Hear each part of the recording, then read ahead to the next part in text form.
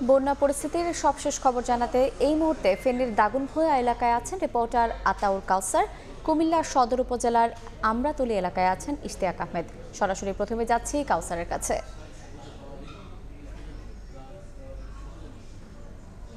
ফেনীর সিলোনিয়া বাজার এলাকায় একটি জায়গা, এবং আমি এর আগের লাইভে যেমনটি দেখিয়েছিলাম যে নোয়াখালী ফেনীর এই মহাসড়কটিতেও পানি উঠে গিয়েছে, এবং সেটি বলেছিলাম যে ফেনীর এই মহাসড়কটিতে যদি 1 ফিট পানি জমে তাহলে ধরে নিতে হবে রাস্তার পাশে অন্তত 4 ফিট থেকে 4.5 ফিট পানি জমে গিয়েছে।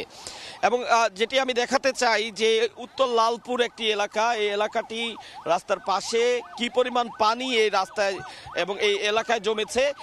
একই সাথে এখানে যারা ত্রাণ দিচ্ছিলেন তারা এখানে ত্রাণ দিয়েছেন কিছু সময় ধরে, তারা আমাদের জানিয়েছেন যে এখান থেকে প্রায় 10 কিলোমিটার ভেতরে উত্তর লালপুরে বেশ কিছু ঘরবাড়ি রয়েছে, যে ঘরবাড়িগুলোতে তারা কোনোভাবেই পৌঁছাতে পারেননি, কারণ ওনারা বলছেন যে ওনাদের সাথে কোনো নৌকো নেই। এবং আমি সকাল থেকেই বারবার লাইভে যে জিনিসটি বলছিলাম যে বন্যার্তদের জন্য বা দুর্গতদের জন্য যারাই ত্রাণ নিয়ে আসুন না কেন বা যারাই তাদেরকে রেস্কিউ করতে আসেন না কেন, অন্যতম যে বিষয়টি দরকার বা অন্যতম যে জিনিসটি দরকার সেটি হচ্ছে নৌকা নিয়ে আসা।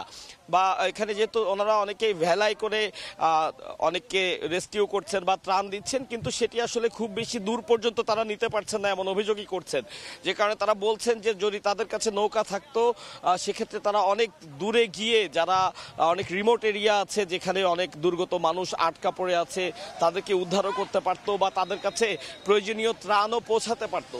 তো আমি নিশ্চয়ই দর্শক দেখতে পাচ্ছেন যেখানে যে ঘরবাড়িগুলো রয়েছে অধিকাংশ ঘরবাড়িরই অর্ধেক পর্যন্ত পানি জমে গিয়েছে। এটি হচ্ছে মূল মহাসড়কের পাশের অংশ, এবং যত ভেতরে যাবে মানুষ আমাদেরকে তাই বলছে যে যত ভেতরে যাচ্ছে ততই কিন্তু পানির পরিমাণটা অনেক বেশি বাড়ছে। অর্থাৎ এমনও বলছে যে কিছু কিছু ঘরবাড়ির গোটা একতলা পুরোটি আসলে পানির নিচে নিমজ্জিত হয়ে গেছে, কেউ কেউ ঘরের ছাদে আশ্রয় নিয়েছে পানির হাত থেকে বাঁচতে। এবং এই যে ট্রাকে আমরা একটু আগে যে পিকআপটি দেখাচ্ছিলাম সেই পিকআপটিতে আমরা কিছু মহিলা নারীকে দেখতে পেয়েছি, শিশুও রয়েছেন, এবং ওনারা বলছেন যে ওনারা আসলে আর এখানে থাকার মতো কোনো পরিবেশ নেই। জীবন বাঁচাতে ওনাদের যার কাছে যা সহায় সম্বল আছে তা নিয়েই তারা বের হয়ে এসছেন।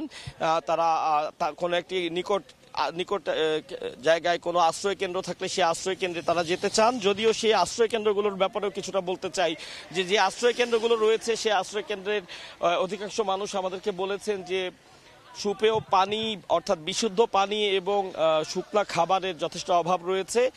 যারা ত্রাণ দিচ্ছেন তাদেরকে তারা আহ্বান জানিয়েছেন যে সিলোনিয়া বাজারের এখানে যে আশ্রয় কেন্দ্রটি রয়েছে সেই আশ্রয় কেন্দ্রে এসে যাতে প্রয়োজনীয় পর্যাপ্ত ত্রাণ তারা সরবরাহ করেন। তো এই যে মহাসড়কের দোনো পাশেই কিন্তু পানি জমে গিয়েছে, এবং মহাসড়কের দোনো পাশের যে নিম্নাঞ্চল পুরো নিম্নাঞ্চলটি প্লাবিত হয়েছে। অর্থাৎ এখানে যেমনটি আমি আমার ডান পাশের যে অঞ্চলটির কথা বলছিলাম যে এখানে 10 কিলোমিটার দূরেও প্রচুর পানি জমে গিয়েছে, এবং আমার বাঁ পাশের যে জায়গাটি অর্থাৎ দক্ষিণ দিকের জায়গাটিতেও প্রচুর পানি আমরা দেখতে পাচ্ছি, এবং সেখানেও রাস্তার পাশে অন্তত 20 হাত দূরেই কোমর সমান পানি হয়ে গিয়েছে। এবং তারা বলছেন যে আরো যত ভেতরে যাবে বুক সমান বা আরো বেশি পানি সেক্ষেত্রে দেখা যাচ্ছে।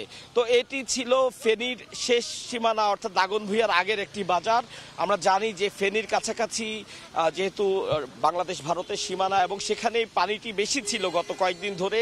একইভাবে সীমান্তবর্তী আরেকটি জেলা আছে কুমিল্লা, সেই কুমিল্লা জেলায় বন্যার্তদের কি অবস্থা বা বন্যার কি পরিস্থিতি সেটা জানাতে সেখানে আছেন আমাদের সহকর্মী ইশতিয়াক আহমেদ। সেখানে যেতে চাই, তার আগে বলতে চাই যে সিলোনিয়া বাজার এলাকা থেকে বন্যা পরিস্থিতির সর্বশেষ এই তথ্যই ছিল আমার কাছে। দাঁড়িয়ে আছে কুমিল্লা আদর্শ সদর উপজেলার যে কালকের পাড় এলাকায়। সেখানে আমরা এসে আমরা দেখেছি যে যে রাস্তাটি রয়েছে সেটি কিন্তু ইতিমধ্যে প্লাবিত হয়ে পড়েছে, এবং আমরা এখানে এসে বেশ কয়েকজন স্থানীয়র সাথে আমরা কথা বলেছি। তারা আমাদেরকে জানিয়েছে যে 1988 সালে যে বন্যা, সেই বন্যা থেকে এবারে যে বন্যা তা কিন্তু দ্বিগুণ থেকে 3 গুণের মতো হয়েছে, এবং এমন ভাবে কুমিল্লা প্লাবিত হয়েছে তারা কখনো এর আগে এমনটা দেখেনি বলে আমাদেরকে জানিয়েছে। বৃহস্পতিবার রাতে কুমিল্লা বরিচং উপজেলার 16 নং যে ইউনিয়ন আছে সেখানে যে বুরবুরিয়া এলাকায় এই গোমতী নদীর বাঁধ ভেঙে কিন্তু প্রায় 35টি গ্রাম একেবারে প্লাবিত হয়, সেখানে গৃহবন্দী হয় অথবা বলা যায় যে পানিবন্দী হয় প্রায় 45,000 পরিবার। এবং সেই পানি কিন্তু ধীরে ধীরে বিভিন্ন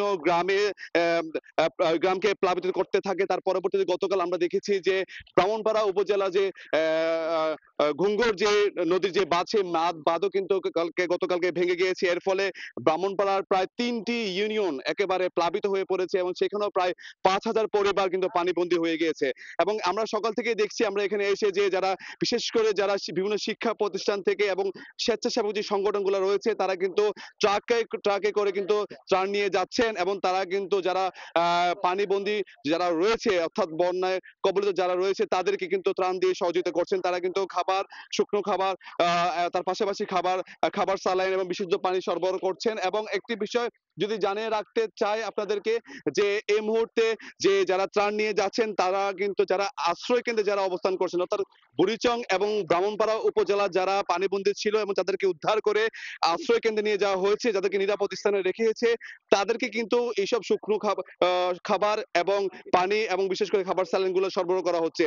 তবে যেই সব এলাকাগুলো আমরা দেখেছি যেগুলো বেশি প্লাবিত হয়েছে অর্থাৎ যে সব এলাকাতে গলা সমান পানি রয়েছে অর্থাৎ সেই সব এলাকাগুলোতে কিন্তু এখনো পর্যাপ্ত পরিমাণ বলা যায় যে ত্রাণ নিয়ে যাওয়া সম্ভব হচ্ছে না, কারণ নৌকার সংকটের কারণে। সেখানে যেতে হলে অবশ্যই নৌকা লাগবে এবং অথবা ট্রলার লাগবে, সেই কারণে কিন্তু ওইসব দুর্গম এলাকাগুলোতে যারা ত্রাণ নিয়ে যাচ্ছে তারা যেতে পারছেন না।